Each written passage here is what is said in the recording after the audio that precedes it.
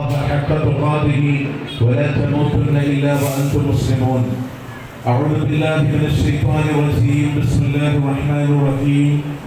ومن آياته أن خلق لكم من أنفسكم أزواجا لتسكنوا إليها وجعل بينكم مودة ورحمة إن في ذلك لآيات لقوم يتفكرون.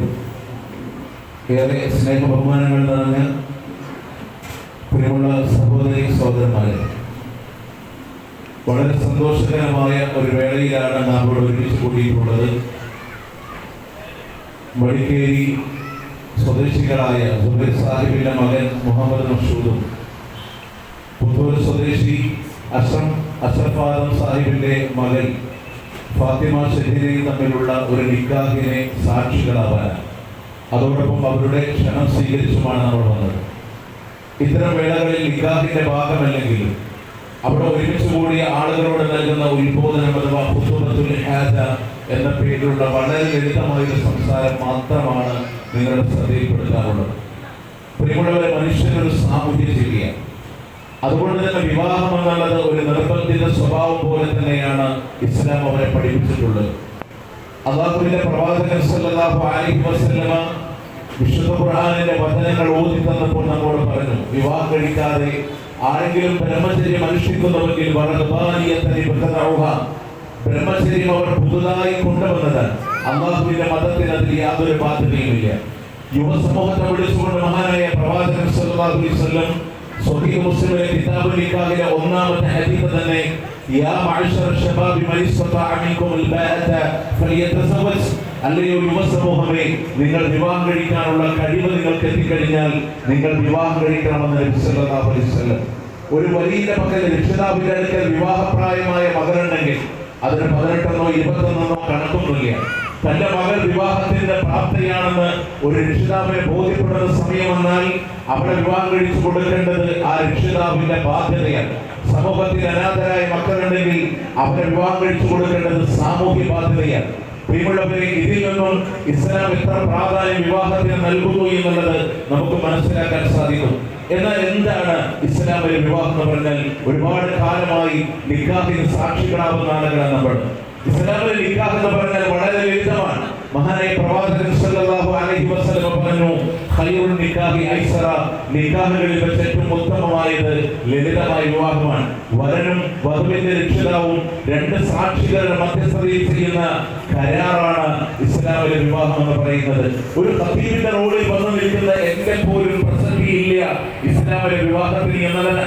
നിങ്ങൾ മഹാനായ പ്രവാചകൻ സല്ലല്ലാഹു അലൈഹി വസല്ലമയുടെ അനുയായികളിൽ ശ്രദ്ധേയനായ അബ്ദുറഹ്മാൻ ഇബ്നു ഔഫ് റളിയല്ലാഹു അൻഹു സമ്പന്നനാണ്, കോടീശ്വരനാണ്. വിഭൂതിയിൽ നിന്നെങ്ങാനും അബ്ദുറഹ്മാൻ ഇബ്നു ഔഫിന്റെ കച്ചവട സംഘം വരുന്നുവെങ്കിൽ ഉഹുദ് മലയേക്കാൾ ഉയരങ്ങളിലൂടെ പൊടിപടലങ്ങൾ പാറാറുണ്ടായിരുന്നു എന്ന് രേഖപ്പെടുത്തിയ അബ്ദുറഹ്മാൻ ഇബ്നു ഔഫ് റളിയല്ലാഹു അൻഹു പ്രവാചക സന്നിധിയിൽ കടന്നു വരുമ്പോൾ നബി സല്ലല്ലാഹു അലൈഹി വസല്ലം ചോദിക്കുന്നത്, അബ്ദുറഹ്മാൻ, ഒരു അത്തറിന്റെ പരിമളമുണ്ടല്ലോ റസൂലേ, ഞാൻ ഒരു നിക്കാഹ് കഴിച്ചു റസൂലേ, മഹലിന്റെ കാവ്യായിട്ട് എന്നെ വിളിച്ചില്ലാതെ, അതുകൊണ്ട് മഹലിന്ന് പുറത്താണെന്നല്ല, അല്ലാഹുവിന്റെ റസൂൽ ദുആ ചെയ്തു, ബാറകല്ലാഹു ലക്കുമാ വബാറക അലൈക്കുമാ വജമഅ ബൈനകുമാ ഫീ ഖൈർ. നബി സല്ലല്ലാഹു അലൈഹി വസല്ലം പറയാൻ, അബ്ദുറഹ്മാൻ, ഇത്രയും ഒരു പിശുക്ക് വേണ്ടയിരുന്നുട്ടോ, ചെറിയൊരു വലിയ സൽക്കാരം ഞങ്ങൾക്ക് തരാമായിരുന്നു. ഒരാടിനെ അർപ്പിട്ടെങ്കിലും ഒരു സൽക്കാരം ഞങ്ങൾക്ക് തരാമായിരുന്നു എന്ന് അല്ലാഹുവിന്റെ റസൂൽ സല്ലല്ലാഹു അലൈഹി വസല്ലം. അത്ര ലളിതമാണ് ഈ കരാർ. ഖുർആനിൽ ഉപയോഗിച്ച പദമുണ്ട് മീസാക്കൽ വലീമ. അതിനെ മറ്റൊരു പദത്തിൽ നമ്മൾ പറഞ്ഞു, നിക്കാഹ് എന്ന പദം ഉപയോഗിച്ചു. എന്താ പദത്തിന്റെ അർത്ഥം? വിളക്കി ചേർത്തത് എന്ന്. രണ്ട് കഷ്ണങ്ങളെ ഒന്നാക്കി തീർക്കുന്ന പ്രവണതയാണ് നിക്കാഹ് എന്ന് പറയുന്ന പദത്തിന്റെ അർത്ഥം. മറ്റൊന്ന് സിവാസ്, വിവാഹം കൂടിക്കലർന്ന് ഒന്നായി തീർന്നത് എന്ന്.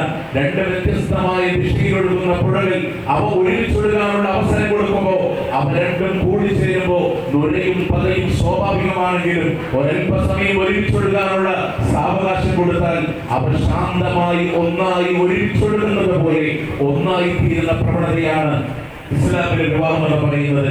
ഇനി ആ വിവാഹത്തിന്റെ പ്രത്യേകതയിൽ ഇസ്ലാം കാർക്കശ്യത്തോടെ പറഞ്ഞ ഒന്ന് അതിന്റെ മഹറാണ്. വിശുദ്ധ ഖുർആനിലെ 4-ാമത്തെയും സൂറത്തുൽ നിസാഇന്റെ 4-ാമത്തെ ആയത്തിൽ അല്ലാഹു തആല പറയുന്നു വആതു നിസാ സുദഖാതിഹിന്ന ലില്ല, അല്ലയോ പുരുഷന്മാരെ നിങ്ങൾ സ്ത്രീകൾക്ക് അങ്ങോട്ട് അവർ തൃപ്തിപ്പെടുന്ന മഹർ നിങ്ങൾ നൽകണം.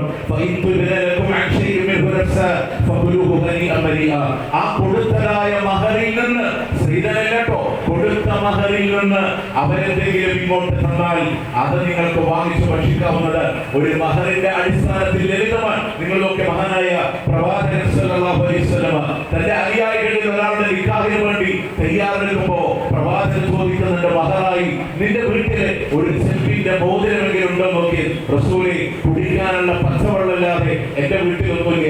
ഖുർആൻ എന്തൊക്കെ ആയത്തറിയാം, ഇന്ന ആയത്തുകൾ അറിയാം. ആ ആയത്തുകൾ മഹറായി പഠിപ്പിച്ചു കൊടുത്ത് നിക്കാഹ് നടത്താൻ അള്ളാഹുവിന്റെ പ്രവാചകൻ സല്ലല്ലാഹു അലൈഹി വസല്ലം നിർദ്ദേശം കൊടുക്കാൻ ഒരു മഹറിന്റെ അടിസ്ഥാനത്തിൽ നോക്കി. ആകാശത്തിന്റെ ചുവട്ടിലെ ഏറ്റവും നല്ല വിവാഹം ഏതെന്ന ചോദ്യത്തിന് ഹൈന്ദവ സമുദായം പോലും ആദരവോടുകൂടെ കാണുന്ന മഹജരിതമായ ഒരു ഉത്തരമുണ്ട്. അതെന്താണെന്നറിയോ? മുഹമ്മദിന്റെ മകൾ ഫാത്തിമയുടെ വിവാഹമാണ് സല്ലല്ലാഹു അലൈഹി വസല്ലം. അതിന്റെ ക്വാളിറ്റി എന്താണെന്ന് നമ്മൾ പോലും മനസ്സിലാക്കിയിട്ടില്ല. പ്രവാചകന്റെ പ്രിയപ്പെട്ട മകൾ ഫാത്തിമ റളിയല്ലാഹുവിന്റെ വിവാഹം അന്വേഷിച്ചുകൊണ്ട് കടന്നു വരുന്ന അലി റളിയല്ലാഹുവിനോട് റസൂൽ പറയുന്നത്, അലി, എന്റെ മകൾ ഫാത്തിമയൊന്ന് പെണ്ണ് കാണണം. റസൂലെ കുട്ടിക്കാലം മുതൽ ഫാത്തിമാനെ അറിയാം, ഇനി പെണ്ണ് കാണണോ, വിവാഹം കഴിക്കണമെന്ന ലക്ഷ്യത്തോടെ എന്റെ മകളെ പെണ്ണ് കാണണം. പെണ്ണ് കണ്ട് പുറത്തേക്ക് ഇറങ്ങി വരുന്ന അലി റളിയല്ലാഹുവിനോട് റസൂലുള്ളാഹിയുടെ ചോദ്യമുണ്ട്, എന്റെ മകൾക്ക് എന്ത് മഹർ കൊടുക്കുന്നത്? ഒരുപാട് രക്ഷിതാക്കളുണ്ടല്ലോ ഇവിടെ.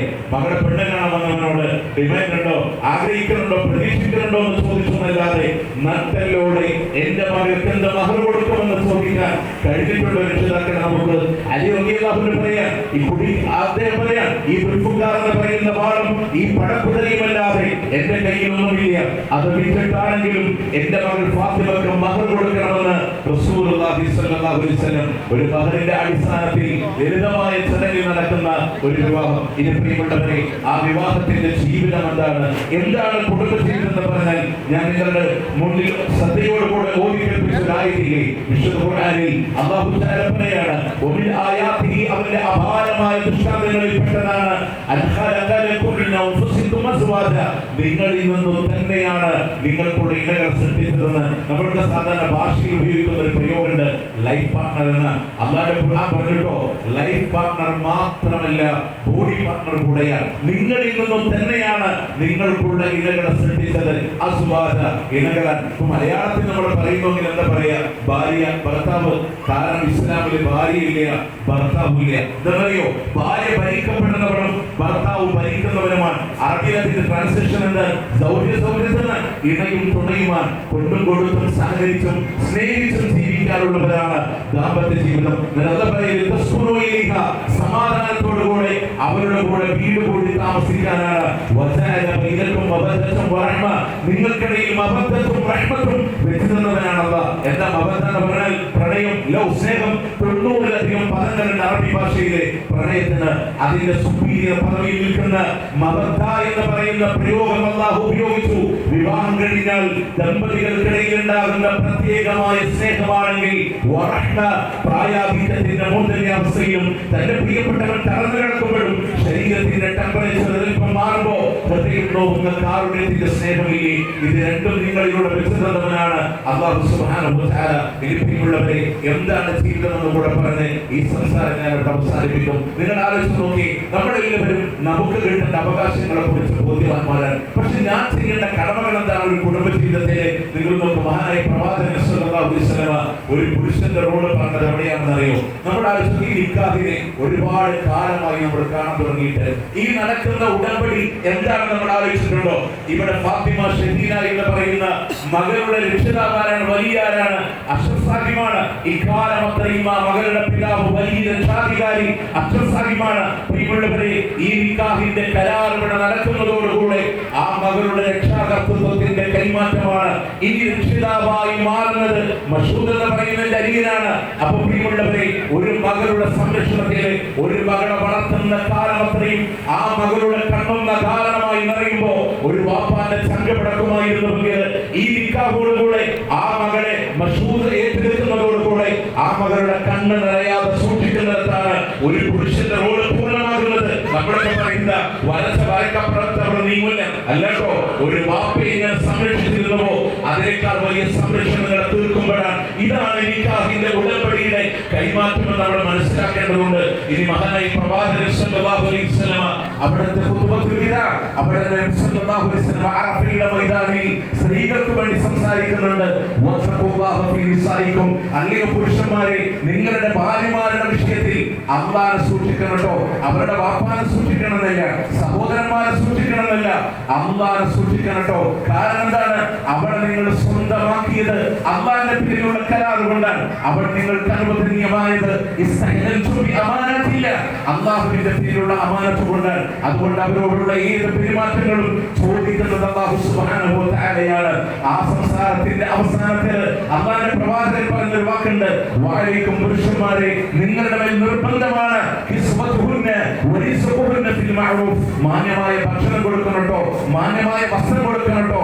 എന്താ ഈ മാന്യത? മറ്റൊരു ഹദീസിലെ കാണാം, ഇദാ കസൗത ഫസുഹ, നീ ധരിക്കുമ്പോ അവിടെയും ധരിപ്പിക്കണേ, നീ കഴിക്കുമ്പോ അവിടെയും കഴിപ്പിക്കണേ. ഉള്ളപ്പോൾ ഉള്ളതുപോലെ, ഇല്ലാത്തപ്പോൾ ഇല്ലാത്തതുപോലെ ഒരുമിച്ച് ജീവിക്കണമെന്ന പാഠം നൽകിയ ഒരു വാക്കുകൂടെ പറഞ്ഞോട്ടെ. ആകാശത്തിലെ ചുവട്ടിലെ ഒരു പെണ്ണിന്റെ അഭിമാനം ഏറ്റവും കൂടുതൽ സംരക്ഷിക്കാൻ ബാധ്യതപ്പെട്ടതാരെന്നറിയോ? അവരുടെ ഭർത്താവാണ്, അവരുടെ ഭർത്താവാണ്. അതുകൊണ്ടാണ് ഇസ്ലാം പറഞ്ഞത്, ഉപദേശിക്കുമ്പോൾ ഉമ്മാടെ മുന്നിൽ വെച്ച് ഉപദേശിക്കരുത് കേട്ടോ, സഹോദരിമാരുടെ മുന്നിൽ വെച്ച് ഉപദേശിക്കരുത് കേട്ടോ. പേഴ്സണൽ ബെഡ്റൂമിലായിരിക്കണമെന്ന് പഠിപ്പിച്ച അല്ലാഹുവിന്റെ ദീന് ഒരു പെണ്ണിനെ അടിക്കരുത് എന്നാണ് ഇസ്ലാമിന്റെ നിയമം. അഥവാ നിർബന്ധ സാഹചര്യം വന്നാലും മുഖത്ത് നിങ്ങൾ അടിക്കല്ലേ, ശരീരത്തിൽ അടയാളം വീഴുന്ന രീതിയിൽ നിങ്ങൾ അവരെ അടിക്കല്ലേ. അവരുടെ അഭിമാനത്തിന് വിലയുണ്ടെന്ന് പഠിപ്പിച്ച അല്ലാഹുവിന്റെ ദീൻ നിങ്ങളാണ് സംരക്ഷിക്കേണ്ടവർ. പ്രിയമുള്ളവരെ, ഇനി ആരാണ് ഒരു നല്ല ഭാര്യ അറിയോ? അല്ലാഹുവിന്റെ പ്രവാചകൻ സല്ലല്ലാഹു അലൈഹി വസല്ലം സ്വഹാബത്തിനോട് പറഞ്ഞു, അദ്ദുനിയ മതാ, ഈ ലോകം മൊത്തം നിങ്ങൾക്കുള്ള വിഭവങ്ങളാണ്. വഖൈറു മതാഇ ദുനിയ അൽ മർഅതു സ്വാലിഹ, കിട്ടാവുന്ന വിഭവങ്ങളിൽ ഏറ്റവും നല്ല വിഭവം എന്ന് പറഞ്ഞാൽ അത് സ്വാലിഹത്തായ ഭാര്യയാണ്. സ്വഹാബത്ത് ചോദിക്കുന്നു, റസൂലേ, ആരാണ് സ്വാലിഹത്തായ ഭാര്യ? അല്ലാഹുവിന്റെ ഹബീബിന്റെ മറുപടി, ഒന്നാമത്തെ വാക്ക്, ഇദാ നദർത ഇലൈഹ സറതക, അവളിലേക്ക് നോക്കുമ്പോൾ സന്തോഷം നൽകുന്നവളാണ് സ്വാലിഹത്തായ ഭാര്യ. ജോലി കഴിഞ്ഞ് തിരിച്ചു വരുന്ന ഭർത്താവിന്റെ തണ്ടത്തിന്റെ തലപ്പ് കൊണ്ട് നെറ്റിത്തടത്തിലെ വിയർപ്പുകളെ കൊടുക്കുന്ന സ്വാലിഹത്തായ ഭാര്യ. ഒരു പുരുഷൻ പൊതുസമൂഹത്തിൽ ജീവിക്കുന്നവന് സാമ്പത്തിക ഇടപാടുകൾ ഉണ്ടാകാം, വ്യാപാരങ്ങളിലും വ്യവഹാരങ്ങളിലും പ്രയാസമുണ്ടാകാം. എല്ലാം വീടിന്റെ സിറ്റൗട്ടിൽ ഇറക്കി വെച്ച് സന്തോഷത്തോടുകൂടെ സ്വീകരിക്കുന്നവരാണ്. ത്തിന്റെ മുഖത്തിൽ നിന്ന് പറയുന്ന മനോഹരമായ ഖുർആനിന്റെ ആയത്തുകൾ ഇറങ്ങുമ്പോൾ എന്നെ പുതപ്പിട്ട് മൂടിത്താ എന്ന് പറഞ്ഞ് കടന്നു വന്ന പ്രവാചകനെ സമാധാനിപ്പിച്ച ഖദീജ ബീവിയെ പോലെ സ്വാതന്ത്ര്യം നൽകുന്നവളാണ്, നോക്കുമ്പോൾ സന്തോഷം നൽകുന്നവളാണ് സ്വാലിഹത്തായ ഭാര്യ. രണ്ടാമത്തെ പോയിന്റ് അല്ലാഹുവിന്റെ ഹബീബ് പറഞ്ഞത്, വഇദാ അമർതഹാ ഫഅതക, അവരോട് നീ കൽപ്പിക്കുമ്പോൾ നിന്നെ അനുസരിക്കുന്നവളാണ് സ്വാലിഹത്തായ ഭാര്യ. ഒരു പെണ്ണിന് സ്വർഗം വേണോ? നമസ്കാരം കൃത്യമാണ്, നോമ്പ് കൃത്യമാണ്, സദാചാര വിശുദ്ധിയുള്ളവളാണ്. അവരുടെ ഭർത്താവിനെ അനുസരിക്കുന്നുണ്ടോ? സ്വർഗത്തിലേക്ക് പോകാനില്ല കേട്ടോ. സ്വർഗത്തിന്റെ 8 കവാടങ്ങൾ മലക്ക് തുറക്കപ്പെടുമ്പോ ഇഷ്ടമുള്ള കവാടത്തിലൂടെ സ്വർഗത്തിലേക്ക് പോകാം. യാത്ര കഴിഞ്ഞു വന്ന റസൂലുള്ളാഹിന്റെ മുമ്പിൽ ഒരു സുജൂദ്. അല്ലാഹുവിന്റെ റസൂൽ ചോദിക്കുന്നു, മുആദേ, എന്താ ഈ കാണിക്കുന്നത്? റസൂലേ, ഞാൻ യാത്ര ചെയ്തു പോയ സ്ഥലങ്ങളിൽ ക്രിസ്ത്യാനികളായ ആളുകളൊക്കെ പുരോഹിതന്മാർക്ക് മുമ്പിൽ തലകുനിക്കുന്നത് ഞാൻ കണ്ടിട്ടുണ്ട് റസൂലേ, എനിക്ക് അവരെക്കാളും വലുത് അങ്ങല്ലേ. അല്ലാഹുവിന്റെ റസൂൽ പറഞ്ഞു, മുആദേ, സൃഷ്ടിച്ചവനായ റബ്ബിന്റെ മുമ്പിലല്ലാതെ ഒരാളുടെ മുമ്പിലും സുജൂദ് പാടില്ല. മുആദ്, അടിമലയിട്ട് വെക്കണേ. ആരുടെ മുമ്പിൽ പാടില്ല എന്ന് പറഞ്ഞേ? റസൂലുള്ളാഹിന്റെ മുമ്പിൽ പോലും, ഒരു പുരുഷന്റെ മുമ്പിലോ, വലിയന്റെ മുമ്പിലോ, മഹാന്റെ മുമ്പിലോ, ഏത് വലിയ മക്ബറയുടെ മുമ്പിലോ, അല്ലാഹുവിന്റെ ഹബീബ് സല്ലല്ലാഹു അലൈഹി വസല്ലമയുടെ മുമ്പിലോ പാടില്ല കേട്ടോ. സുജൂദ് അല്ലാഹ്ക്കാണ്. എന്നിട്ട് നബി സല്ലല്ലാഹു അലൈഹി വസല്ലം പറഞ്ഞ ഒരു വാക്കുണ്ട്, മുആദേ, അല്ലാഹുവിന്റെ മുമ്പിലല്ലാതെ ഒരാളുടെ മുമ്പിൽ സുജൂദ് ചെയ്യാൻ അല്ലാഹു അനുവാദം നൽകുമായിരുന്നുവെങ്കിൽ, സഹോദരിമാർ അടിവരയിട്ട് വെക്കണേ, അനുവാദം തന്നിട്ടില്ല. തരുമായിരുന്നുവെങ്കിൽ ഭർത്താവിന്റെ മുമ്പിൽ സുജൂദ് ചെയ്യാൻ ഭാര്യയ്ക്കുള്ള അനുവാദം കൊടുക്കുമായിരുന്നു. അത്ര വലിയ സ്ഥാനമുണ്ട് അനുസരിക്കപ്പെടാൻ കുടുംബജീവിതത്തിലെ ഭർത്താവിന്.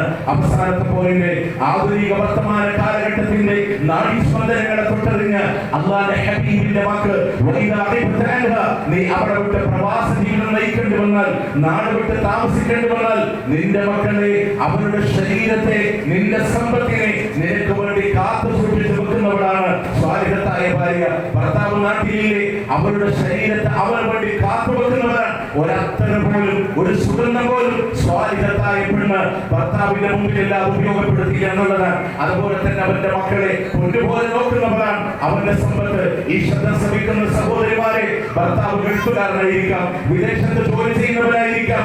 എന്റെ ഭർത്താവും ഗൾഫുകാരൻ എന്ന് കരുതി പണം നമ്മൾ അനാവശ്യമായി ചെലവഴിക്കുന്നുവെങ്കിൽ നാളെ അള്ളാഹുവിന്റെ കോടതിയിലൂടെ കടന്നു വരുമ്പോ ഈ മനുഷ്യ മക്കളുടെ കാൽപാദങ്ങളെ ചലിപ്പിക്കാൻ അള്ളാഹു അനുവാദം നൽകിയില്ല. എന്തിനാണ് ആ പണം ചെലവഴിച്ചത് എന്ന് അള്ളാഹിനോട് കണക്ക് പറയാതെ കാൽപാദം ചലിപ്പിക്കാൻ അള്ളാഹു അനുവാദം നൽകിയില്ല. ഭർത്താവിന്റെ സമ്പത്ത് പോലും കാത്തുവെക്കുന്നവരാണ് സ്വാലിഹത്തായ ഭാര്യ. ഈ സംസാരം ഇവിടെ അവസാനിപ്പിക്കുമ്പോ ഈ പറഞ്ഞ കാര്യങ്ങൾ നിങ്ങളിലേക്കൊന്ന് ഇറങ്ങിയിരിക്കാൻ വേണ്ടി മാത്രം ഒന്ന് പറയട്ടെ. മഹാനായ പ്രവാചകൻ സല്ലല്ലാഹു അലൈഹി വസല്ലമ പ്രിയപ്പെട്ട മകൾ ഫാത്തിമ റളിയല്ലാഹുവിനെ കൈപിടിച്ചു കൊടുത്തത് ആരുടെ കയ്യിലാണെന്ന് അറിയുമോ? ഈത്തപ്പനത്തോട്ടത്തിൽ പുല്ല് തത്തുന്ന ജോലിക്കാരനായ അലി ഇബ്നു അബീ ത്വാലിബ് റളിയല്ലാഹുവിന്റെ കയ്യില് ദീന് കണ്ടു കൊടുത്തത്, ഇൽമു കണ്ടിട്ട് കൊടുത്തത്. പ്രിയമുള്ളവരെ, ഹസൻ ഹുസൈൻ റളിയല്ലാഹുവിനുമായി ഗർഭിണിയായിരിക്കുന്ന കാലഘട്ടങ്ങളിലൂടെ കണ്ണ് നിറഞ്ഞൊലിച്ച മഹദി ഫാത്തിമ ബിഷപ്പിന്റെ കാലിനെ ജോലി അന്വേഷിച്ച് അലി റളിയല്ലാഹുവിനെ പുറപ്പെട്ടു. ഒന്നും കിട്ടിയില്ല.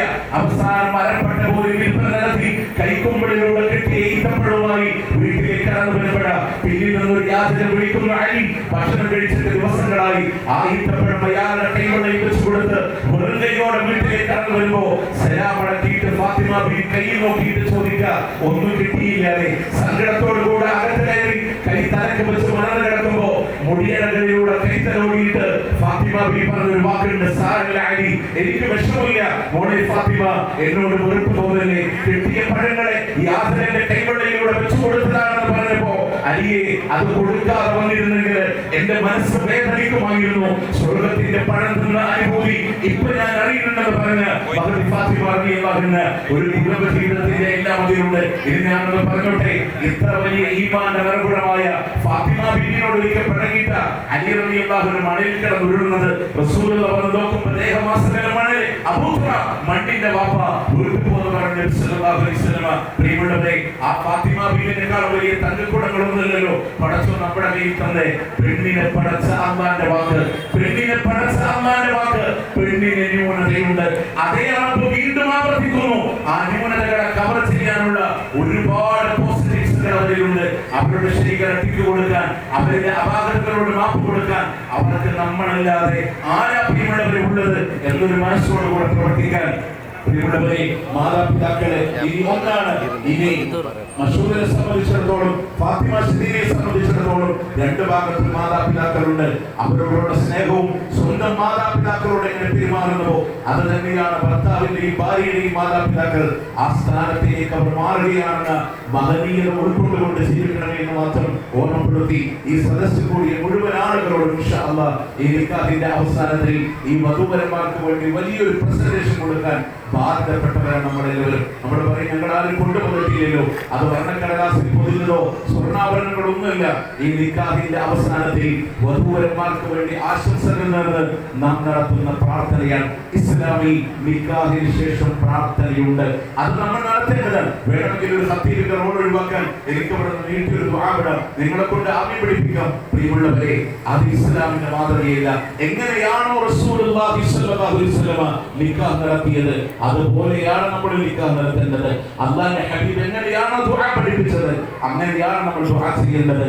ബാറക്കല്ലാഹു ലക്കുമാ വബാറക അലൈക്കുമാ വസബഅ ബൈനകുമാ ഫീ ഖൈർ. ബാറക്കല്ലാഹു ലക്കുമാ, അല്ലാഹു നിങ്ങൾക്ക് രണ്ടുപേർക്കും അനുഗ്രഹം നൽകട്ടെ. വബാറക അലൈക്കുമാ, നിങ്ങളുടെ രണ്ടുപേരുടെ മേൽ സദാ അല്ലാഹുവിന്റെ അനുഗ്രഹം ഉണ്ടാകട്ടെ. വസബഅ ബൈനകുമാ ഫീ ഖൈർ, നന്മയിൽ അല്ലാഹു നിങ്ങളെ രണ്ടുപേരെയും ഒരുമിച്ച് ചേർക്കട്ടെ എന്ന് ആത്മാർത്ഥമായി പ്രാർത്ഥിക്കാം. എന്താ പ്രിയമുള്ളവരെ, ഈ ബർക്കത്ത് എന്ന് പറഞ്ഞാൽ സിയാദത്തുൻ ഫിൽ ഖൈറാൻ, നന്മയിലെ വർദ്ധനവാണ്. കുടുംബജീവിതത്തിന്റെ എന്തെല്ലാം നന്മകളുണ്ടോ അത് മുഴുവൻ അല്ലാഹു നിങ്ങൾക്ക് രണ്ടുപേർക്കും വർദ്ധിപ്പിച്ചു നൽകട്ടെ എന്ന് ഇവിടെ കൂടി മുഴുവൻ ആളുകൾ ഇൻഷാ അല്ലാഹ് ഈ നിക്കാഹിന്റെ അവസാനത്തിൽ വധൂവരന്മാർക്ക് വേണ്ടി ദുആ ചെയ്യുമെന്ന് ആവശ്യപ്പെട്ടുകൊണ്ട് തന്നെ അവസാനിപ്പിക്കുകയാണ്. അല്ലാഹു സുബ്ഹാനഹു വ തആല അനുഗ്രഹിക്കുമാറാവട്ടെ. അവരുടെ ജന്നാത്തുൽ ഫിർദൗസിൽ അല്ലാഹു നമ്മെ ഒരുമിച്ച് ചേർക്കുമാറാവട്ടെ. അല്ലാഹുവേ, ആഖിറത്തിലേക്ക് ഉപകരിക്കുന്ന ആ പരലോകത്തിലേക്ക് ഉപകരിക്കുന്ന സ്വാധീനങ്ങളായ മക്കളെ ഇവർക്കും ഞങ്ങൾക്കും നൽകി അനുഗ്രഹിക്കണേ. റബ്ബനാ ആതിനാ ഫിദ് ദുനിയാ ഹസന വഫിൽ ആഖിറതി ഹസനത വഖിനാ അദാബന്നാർ. റബ്ബനാ തഖബ്ബൽ മിന്നാ ഇന്നക അൻതസ് സമീഉൽ അലീം. عليك وتب علينا إنك أنت التواب الرحيم واغفر لنا يا غافر المذنبين وصلى الله على نبينا محمد وعلى آله وصحبه أجمعين.